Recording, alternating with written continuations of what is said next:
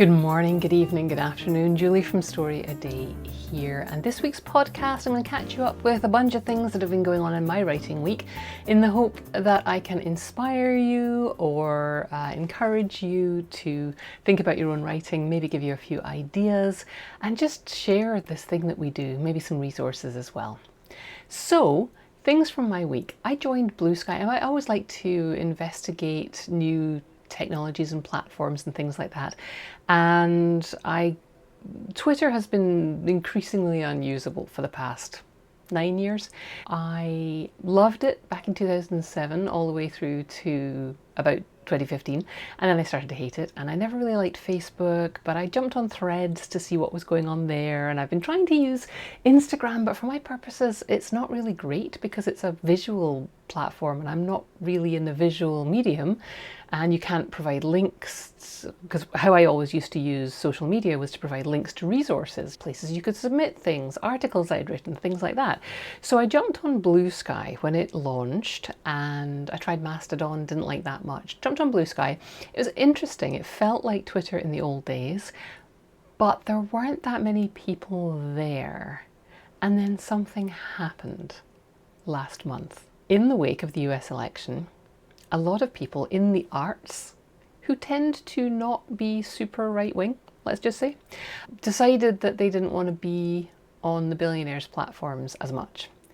And a lot of us had decided that a while ago, but there was a huge influx of people coming off Twitter/X, and a lot more publications jumped over, a lot of writers who had clung on X for a long time because that's where they were and that's where their community was. They jumped ship, and 25 million users are now on Bluesky. So I am finding that is where the best conversations are happening. Threads was good for a while, but it is also fairly aggressively using algorithms to downrank things with links in them because they take you off their platform, and Bluesky doesn't seem to be doing that yet. I find Instagram almost unusable now because of all the ads, and also just, again, me, not a visual creator.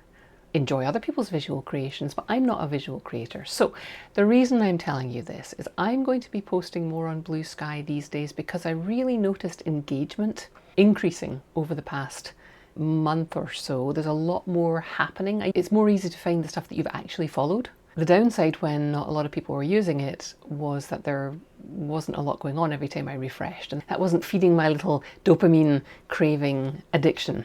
So now when I go on, there's more stuff on there. More likely to get interactions on my posts, more likely to see interesting posts from people who I used to follow years ago on Twitter. I'm finding a whole bunch of the writing community on there. People I haven't seen for years, I haven't seen their stuff, like Elizabeth Span Craig, who always has tons of fantastic links. People like that who I'm like, oh, where have you been? And the truth is she's been on Twitter and I haven't. She's on Bluesky now, and the publications are on Bluesky. There's a thing on Bluesky called starter packs where people put together basically like lists of accounts that you can follow, and you can follow them all with one click. And I followed one the other day which was a list of a starter pack for flash fiction publications, and oh my heart, I'm so happy because now when I open up my little social media feed to get my hit, which I trained myself to do 12 years ago, I'm not seeing ads for products and services and stuff like that. I'm seeing posts from flash fiction markets who are talking about the stories that they're publishing. They're talking about calls for submission. They're talking about contests that their published stories have been selected or have won, or end of year lists that their stories have been listed in. And this is what's filling up my feed. It's filling up my feed with writerly goodness. And for now, I'm enjoying that. I'm not encouraging you to get onto Bluesky and spend all your day scrolling. But if you're looking for somewhere, if you're looking to find out where the writing community decamped to, I'm going to suggest Bluesky. So it's bsky.social, and you will find me there at my usual Story A Day handle. So storyaday.bsky.social, and you can follow me, and you can follow people I follow, or you can just ignore the whole thing and get back to your writing. And I will share with you here and on my blog and in my newsletter, my emails, I will share with you interesting stuff that I find there. So that is, there's something that That's a service that I offer to you for free. I trawl, I should say, not troll, I don't troll. I trawl the resources and share them with you so you don't have to, so you can get back to your writing.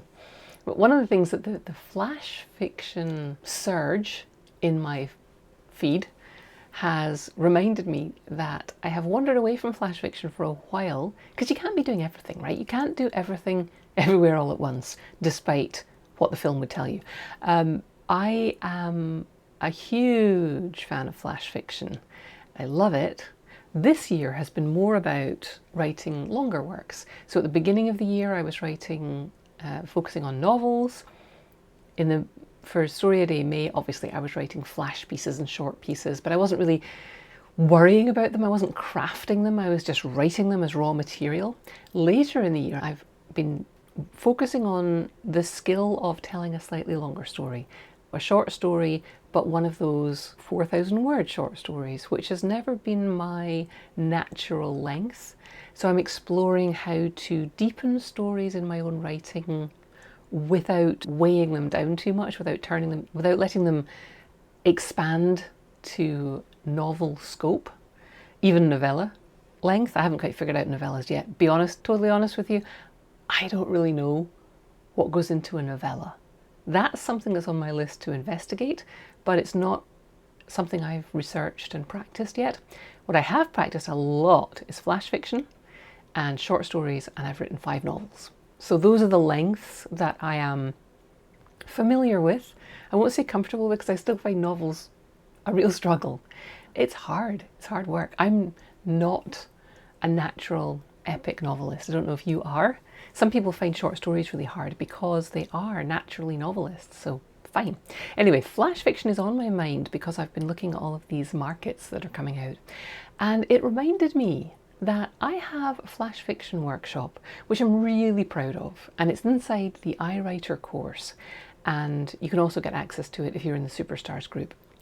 But I'm really proud of it because I created this flash fiction workshop, which is about 90 minutes long, when I was in the thick of just writing short stories. I'd been doing Story a Day for about 8 years at the time, I think maybe 8 or 9 years at the time.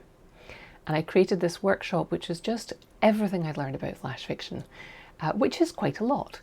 And there's a question that people have about flash, about how do you get depth into a story that's only 1,000 words or 500 words, or even maybe shorter if it's microfiction. And there's a technique that I uncovered, share in that workshop that I haven't seen anyone else share. And it's pretty simple and it's pretty straightforward. And a lot of people have found it quite powerful. And it's just one of the 6 different aspects of short story writing that I focus on in the iWriter course, which is, guess what? Open for registration now. Now you can actually get the iWriter course any time of the year, but what you can't get are live meetings with me and a cohort of people who are going through it. That only happens a few times a year, and it's coming up in January. If you are interested in learning techniques like flash fiction so that you can write a story whenever you're in the mood and make it something that's actually potentially publishing quality for all of these hundreds and thousands of flash fiction markets, which are everywhere and relatively easy to get published in. They're not easy to get rich from. They are not easy to get published in. You still have to write good stories and you still have to do the work to get your stories out there.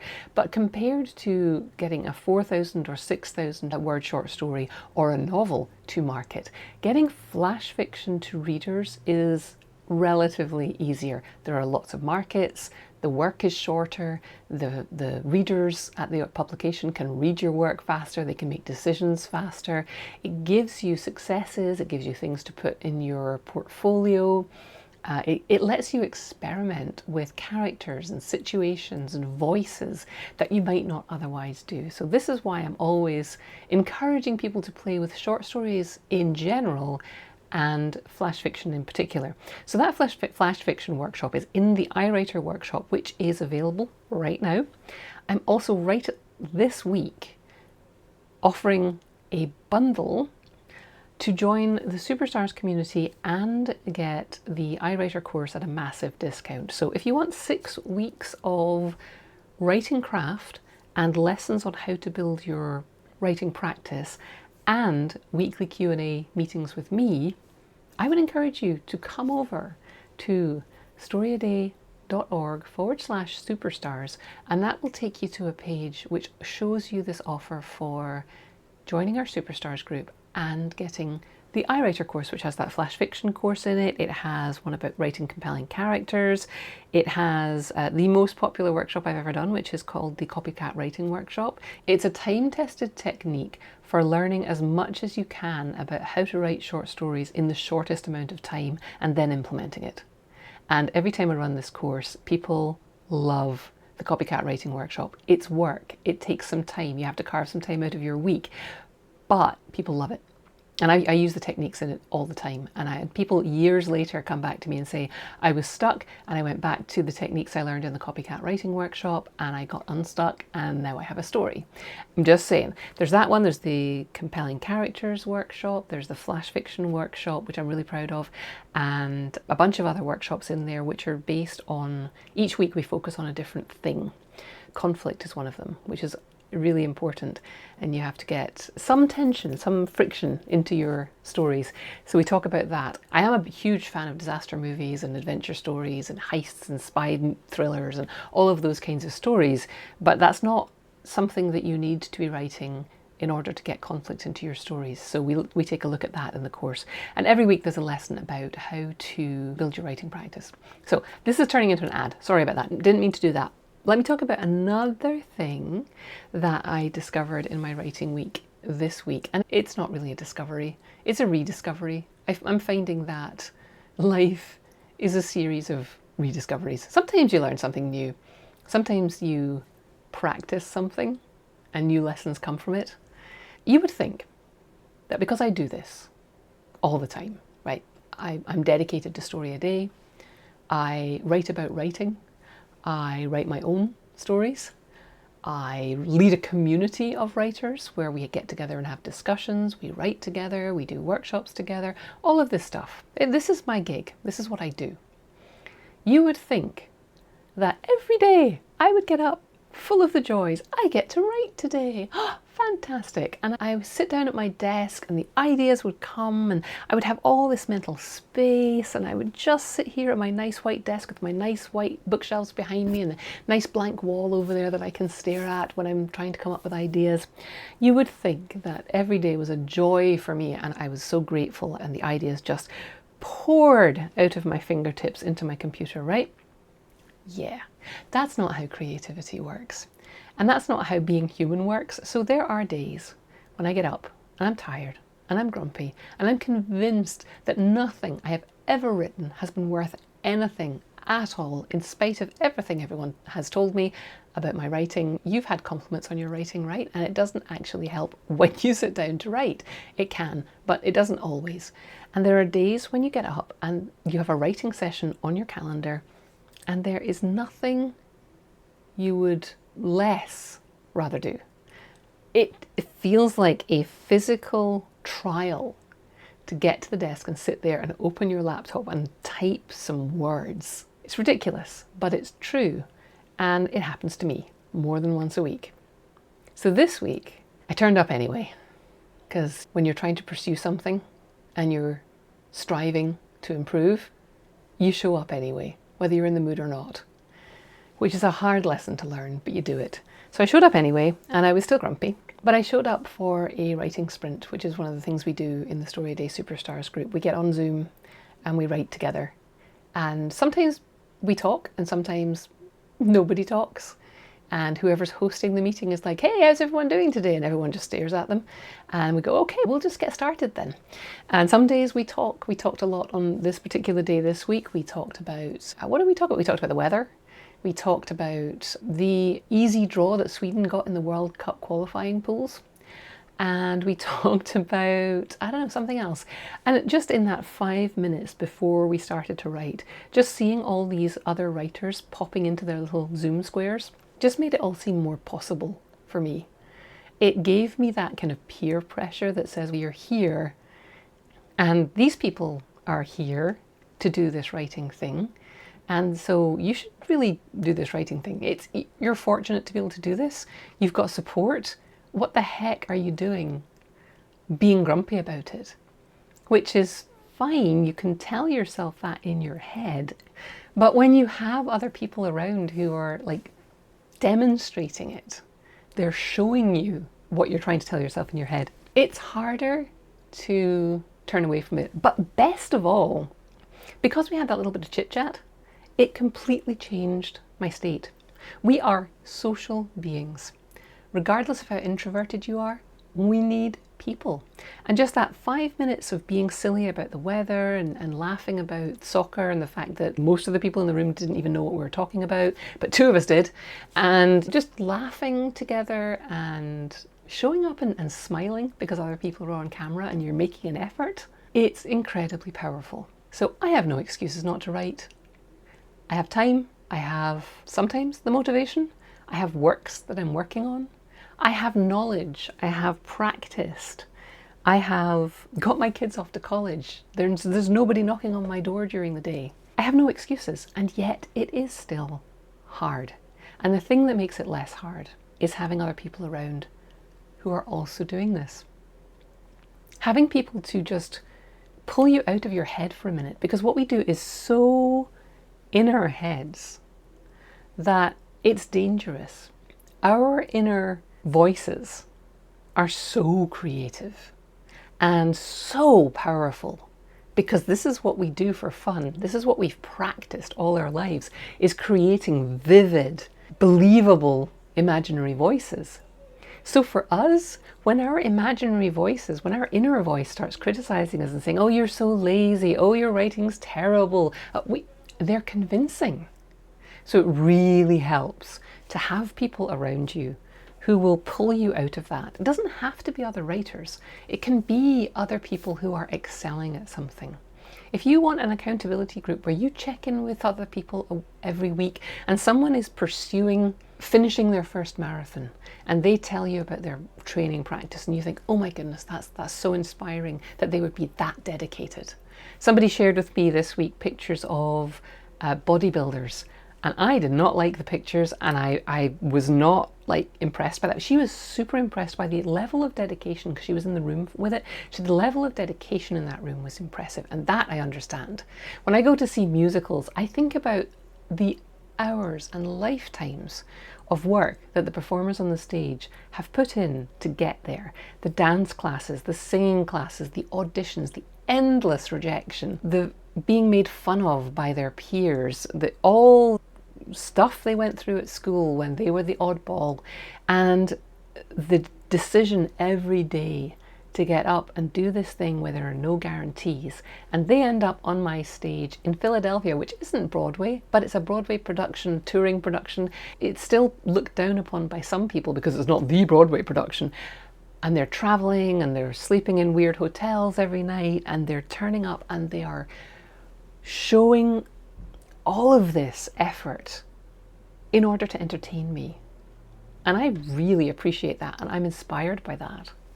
So find what inspires you and hang out with those people. If you can get into a room with people like that, if you can talk to people who are striving, do it.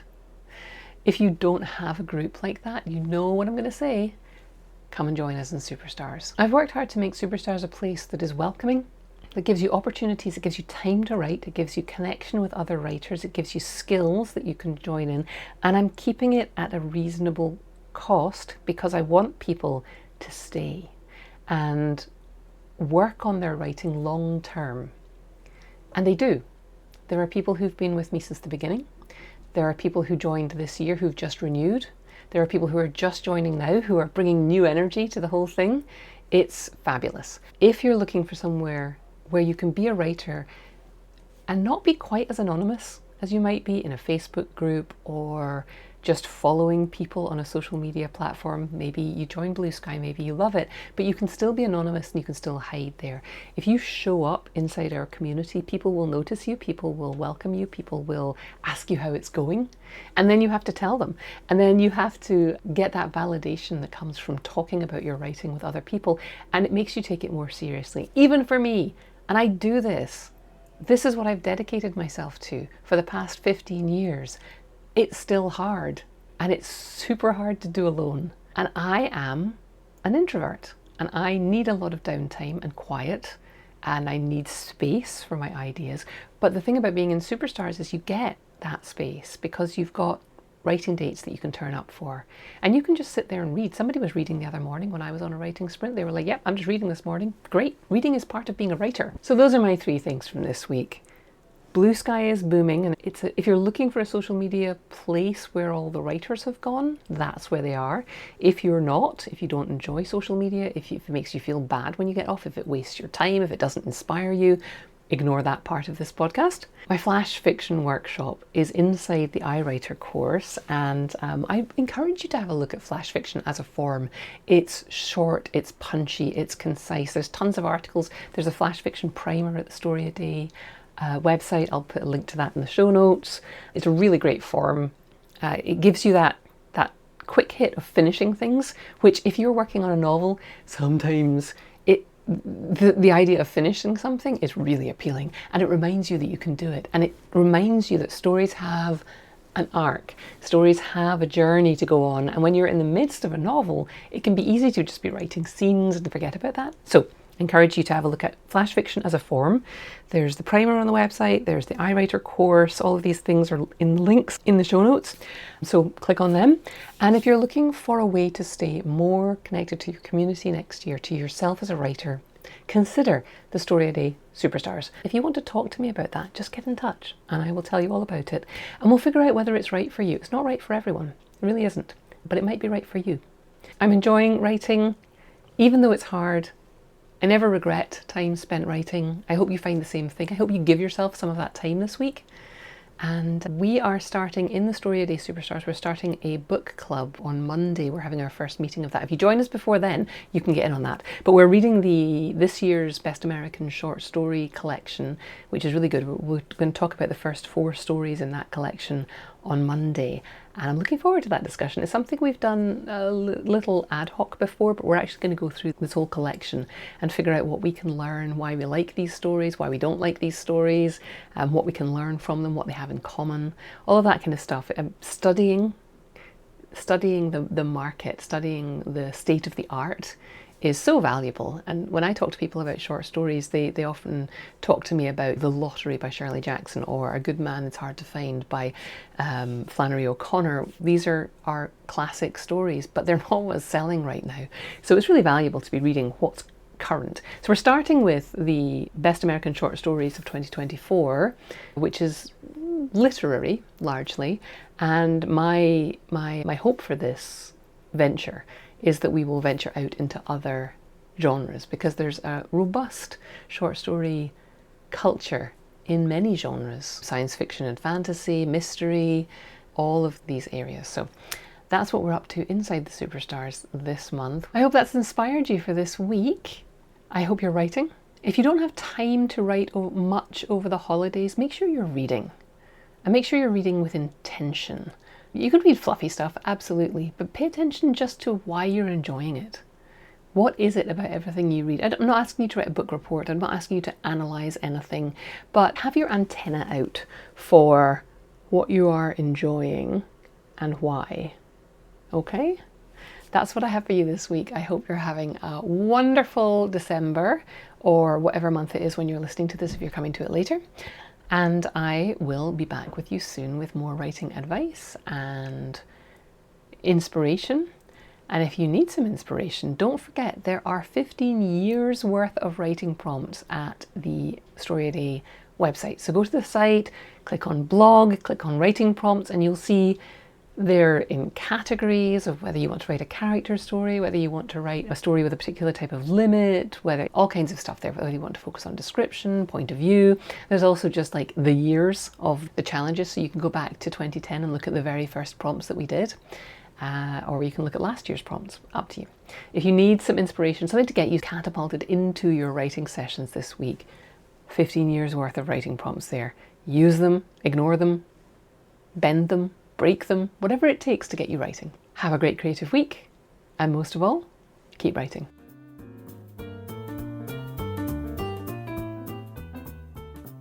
Thanks for listening.